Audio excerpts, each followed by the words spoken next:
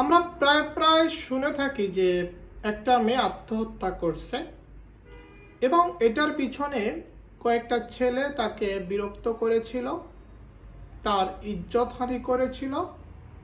এই কারণে মেয়েটা লজ্জায় মারা গেছে।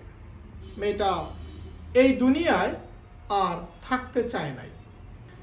একজন নারীর আত্মহত্যায় এই যে অ্যাবেট করা হলো, প্ররোচনা করা হলো, হয়তোবা মেয়েটির ইজ্জতহানি না করলে মেয়েটা মারা যেত না, মেয়েটা সুইসাইড করার মতো অবস্থায় যেত না, তাহলে আপনি অপরাধ করেছেন।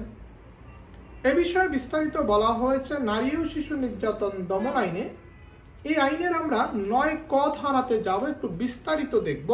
আমি একটু পড়ে শোনাই যে 9 ক ধারাতে আসলে কি আছে।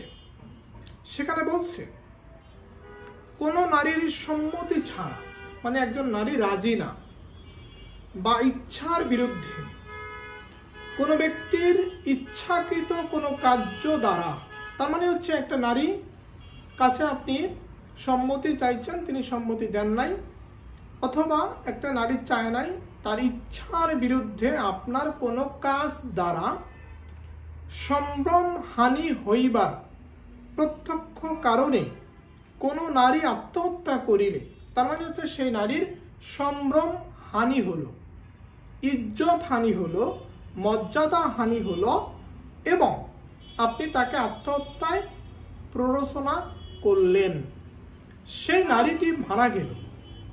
তার মানে আপনি যদি তার ইজ্জত হানি না করতেন, আপনি যদি তাকে দেখে এদিক সেদিক না করতেন, তাহলে সে হয়তো আত্মহত্যা করতো না।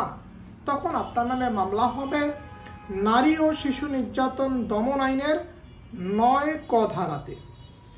একটা নারী আত্মহত্যা করে ফেলল আপনার কাজের দ্বারা, তার সম্ভ্রম হানি, তার ইজ্জত হানি হয়েছে এই কারণে।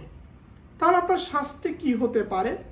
সেখানে বলছি আপনার শাস্তি হতে পারে কমপক্ষে 5 বছর সশ্রম কারাদণ্ড, সর্বোচ্চ 10 বছর সশ্রম কারাদণ্ড, সাথে অর্থদণ্ড রয়েছে।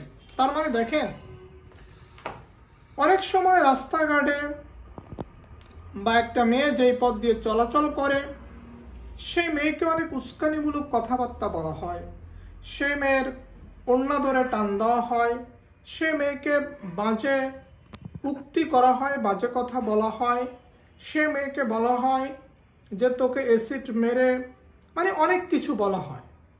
তাহলে সেই মেয়েটার সম্ভ্রমহানি হলো এবং অনেক মানুষের মধ্যে তাকে অপমান করলেন, তার নামে মিথ্যা মিথ্যা কথা বললেন, মানে যে কোনো কিছুই হতে পারে যেটার কারণে সেই মেয়েটার মর্যাদা হানি হলো, সম্ভ্রম হানি হলো।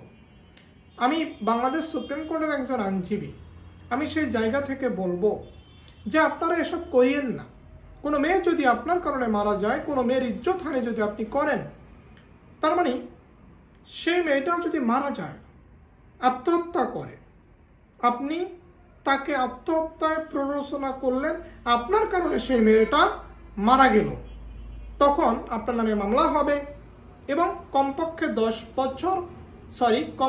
5 বছর এবং সর্বোচ্চ 10 বছর পর্যন্ত আপনার জেল হতে পারে, সাথে তো অর্থদণ্ড আছে। এই কারণে আমি বলবো যে এই অপরাধ করা যাবে না, কোনো নারীর দিকে খারাপ দৃষ্টিতে তাকানো যাবে না। ভালো থাকবেন।